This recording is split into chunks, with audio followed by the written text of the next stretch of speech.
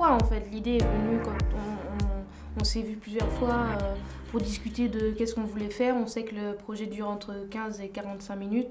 Donc qu'est-ce qu'on a le temps de faire. On avait vraiment envie de l'idée de partir de, d'un endroit de la vie quotidienne en fait et puis voir ce qu'on pouvait y faire. Donc on avait eu plusieurs idées.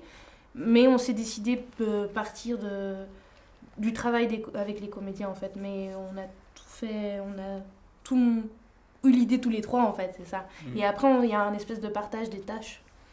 Donc c'est vrai que Manon et moi, on a déjà fait plusieurs fois du théâtre en fait. Du coup, on travaille avec les comédiens. Et Sébastien a un rôle plus particulier. Alors moi, je vais m'occuper plutôt de tout ce qui est un peu bruitage, peut-être apporter quelque chose de musical, peut-être une tâche un peu plus minime dans ce qui est un peu la production d'avant, enfin avec tous les comédiens et tout, l'élaboration des personnages et tout, ça c'est vrai que je vais pas non plus y participer énormément. En revanche, j'ai quand même mes idées à apporter. Et c'est vrai qu'on a trouvé aussi intéressant de comme on vient un peu de trois milieux un peu différents. Enfin, Juliette fait plus du théâtre, moi c'est plus de la musique, et Manon était plus dans le cinéma. On trouvait intéressant d'avoir trois opinions différentes et de comédiens.